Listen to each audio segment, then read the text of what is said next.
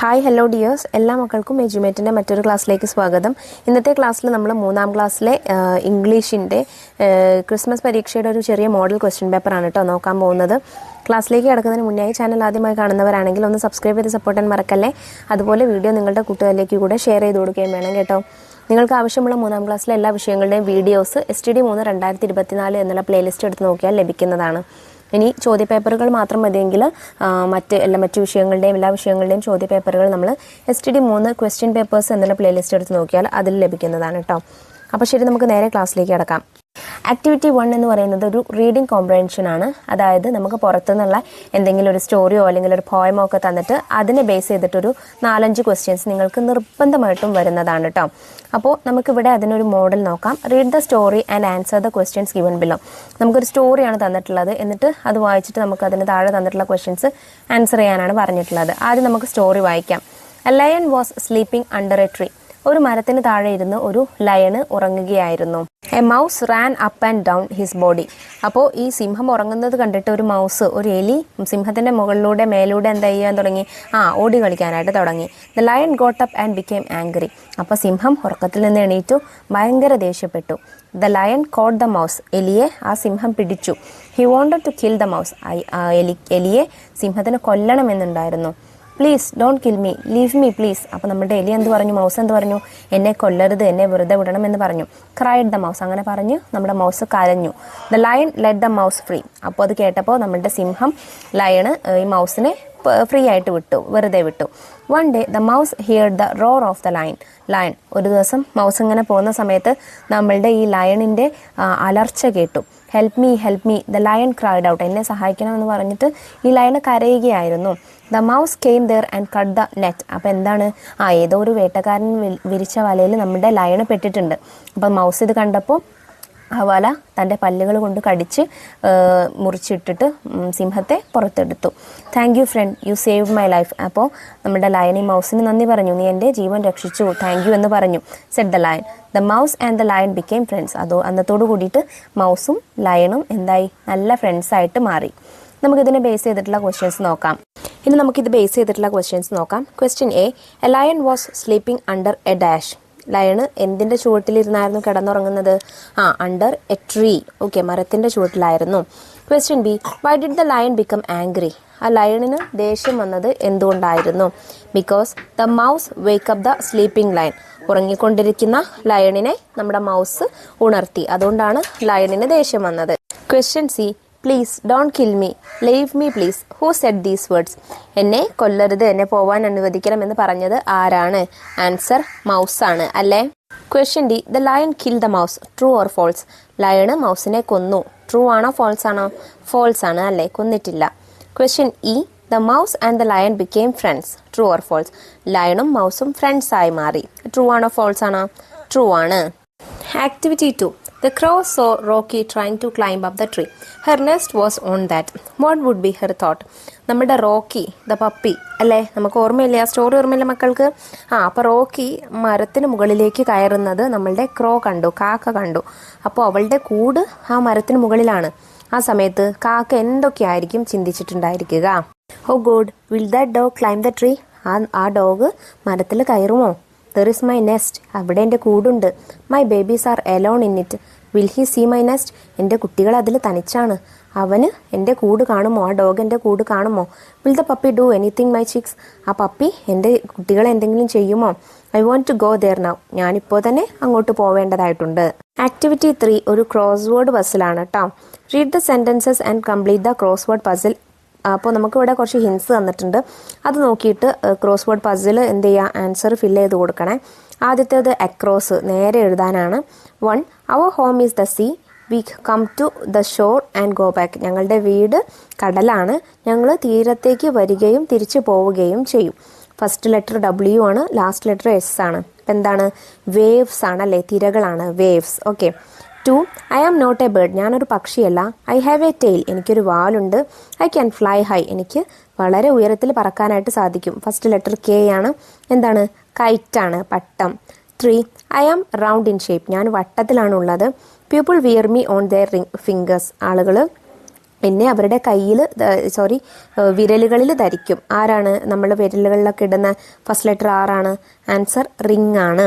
ഇനി ഡൗൺ, താഴേക്കുള്ളതാണ്. 1. You can feel me, നിങ്ങൾക്ക് എന്നെ ഫീൽ ചെയ്യാനായിട്ട് പറ്റും. But you cannot see me, പക്ഷേ എന്നെ കാണാൻ കഴിയില്ല. When I blow the trees sway, ഞാൻ വീശുന്ന സമയത്ത് മരങ്ങളൊക്കെ ആടിയുലയും. എന്താണത്? വിൻഡ്, കാറ്റാണ്. ഇനി 4-മത്തേത് you can see me in the sky, നിങ്ങൾക്ക് ആകാശത്ത് എന്നെ കാണാൻ കഴിയും. You cannot see me at night, എന്നെ രാത്രി കാണാൻ കഴിയില്ല. ഫസ്റ്റ് ലെറ്റർ എസ് ആണ്, പകൽ മാത്രം കാണാൻ കഴിയുള്ളൂ. എന്താണത്? സണ്ണ്, സൂര്യനാണ് കേട്ടോ. ആക്ടിവിറ്റി 4 ഡിസ്ക്രിപ്ഷൻ ആണ്. ഇതും നിങ്ങൾക്ക് എക്സാമിന് പ്രതീക്ഷിക്കാവുന്നതാണ്. ഏതെങ്കിലും ഒരു പിക്ചർ തന്നിട്ട് അതിനെ ഡിസ്ക്രൈബ് ചെയ്യാനായിട്ട് പറയും. Describe the picture given below, താഴെ തന്നിട്ടുള്ള പിക്ചർ ഡിസ്ക്രൈബ് ചെയ്ത് വിവരിച്ച് എഴുതണം. It is a picture of a forest, ഇതൊരു കാടിൻ്റെ ചിത്രമാണ്. There you can find many big trees, plants, flowers and grasses, അവിടെ നിങ്ങൾക്ക് ഒരുപാട് വലിയ മരങ്ങളും ചെടികളും പൂക്കളും പുല്ലുകളും എല്ലാം കാണാം. There is a mountain in the distance, അകലെയായിട്ട് നമുക്കൊരു മല കാണാം. Behind the grass there is a tiger, പുല്ലുകൾക്ക് പുറകിലായിട്ടൊരു ടൈഗർ ഉണ്ട്.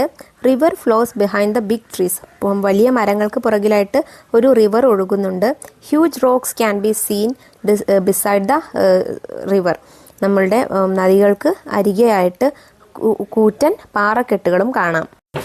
Activity 5 Dorothy told about the incident she had to uncle, അവൾക്ക് ഡൊറോത്തി ഓർക്കുന്നില്ലേ? നമ്മൾ വീട് പറന്നു പോയിട്ടുള്ള ഒരു കഥ പഠിച്ചിട്ടുണ്ടായിരുന്നില്ലേ? ആ കഥയിലെ ക്യാരക്ടറായിരുന്നു ആര്? ഡൊറോത്തി അല്ലേ? അപ്പോൾ ഡൊറോത്തിക്ക് ഉണ്ടായിട്ടുള്ള ഇൻസിഡൻറ്റ് അവൾ അവളുടെ അങ്കിളിനോട് വന്ന് പറഞ്ഞു. അതായത് conversation between Dorothy and uncle. അവർ പറയാനിടയുള്ള ആ സാഹചര്യത്തിൽ അവർ സംസാരിക്കാനിടയുള്ള ഒരു കോൺവെർസേഷൻ എഴുതാനാണ് പറഞ്ഞിട്ടുള്ളത്, സംഭാഷണം. Uncle, what happen to you Dorothy? Dorothy, നിനക്ക് എന്തായിരുന്നു പറ്റിയത്? Dorothy, that is a great story uncle, അതൊരു വലിയ കഥയാണ്. There is a lot to say, ഒരുപാട് കാര്യങ്ങൾ പറയാനുണ്ട്.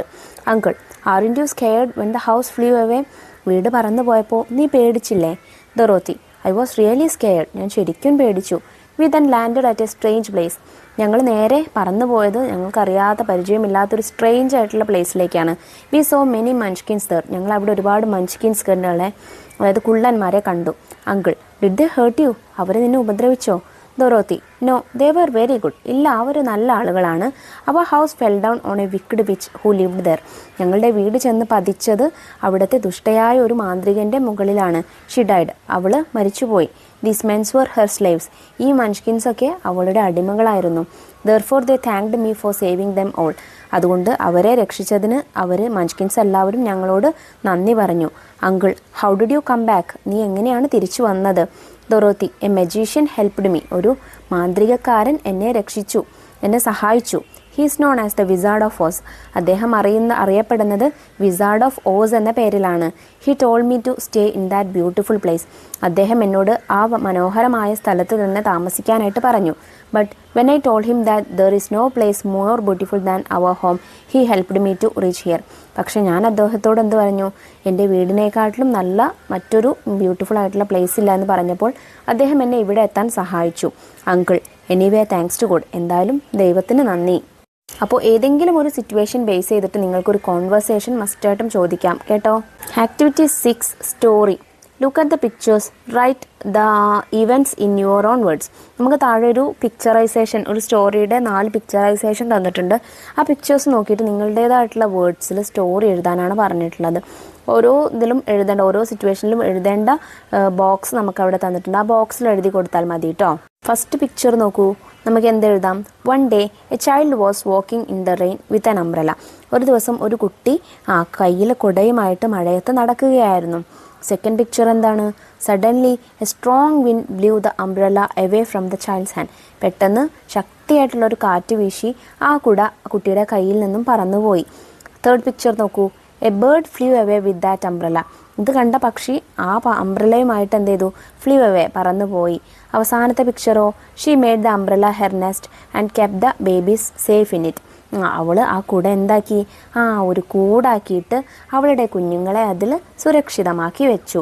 അപ്പോൾ ഇങ്ങനെയാണ് ആ സ്റ്റോറി നിങ്ങൾക്ക് എഴുതി പൂരിപ്പിക്കാൻ പറ്റുന്നത് കേട്ടോ. അപ്പോൾ ഇതാണ് കേട്ടോ മക്കളെ നിങ്ങൾക്ക് വരാൻ പോകുന്ന എക്സാമിൻ്റെ ഏകദേശം ഒരു ഫോർമാറ്റ് എന്ന് പറയുന്നത്. ഇതിൽ എഡിറ്റിംഗ് ക്വസ്റ്റ്യൻ, അതുപോലെ കോൺവെർസേഷൻ അല്ലെങ്കിൽ തോട്ട്സ്, ഇതൊക്കെ നമുക്ക് മസ്റ്റായിട്ട് പ്രതീക്ഷിക്കാവുന്ന ക്വസ്റ്റ്യൻസ് ആണ്. അതുപോലെ ഒരു റീഡിംഗ് കോംപ്രഹെൻഷൻ എന്തായാലും ഉണ്ടായിരിക്കും. ഒരു പാസേജ് തന്നിട്ട് അതിൽ നിന്നുള്ള 5 ക്വസ്റ്റ്യൻസ്. അപ്പോൾ നിങ്ങൾ വീണ്ടും വീണ്ടും ആ പാസേജ് വായിക്കുമ്പോൾ നിങ്ങൾക്ക് എന്തായാലും ആൻസർ കിട്ടും കേട്ടോ. അപ്പോൾ ഇന്ന് ഡിസ്കസ് ചെയ്ത ഈ ക്വസ്റ്റ്യൻ പേപ്പർ എല്ലാ മക്കൾക്കും ഉപകാരപ്രദമായിട്ടുണ്ടെന്ന് വിശ്വസിക്കുന്നു. വീഡിയോ യൂസ്ഫുൾ ആയിട്ടുണ്ടെങ്കിൽ തീർച്ചയായിട്ടും നിങ്ങളുടെ കൂട്ടുകാരിലേക്ക് കൂടെ ഈ വീഡിയോ ഷെയർ ചെയ്ത് കൊടുക്കണേ. ക്ലാസ്സിനെ കുറിച്ചുള്ള നിങ്ങളുടെ അഭിപ്രായങ്ങളും നിർദ്ദേശങ്ങളും കമൻറ്റ് ചെയ്യാനും മറക്കരുത് കേട്ടോ. അപ്പോൾ ശരി, അടുത്ത ക്ലാസ്സുമായി നമുക്ക് വീണ്ടും കാണാം. താങ്ക്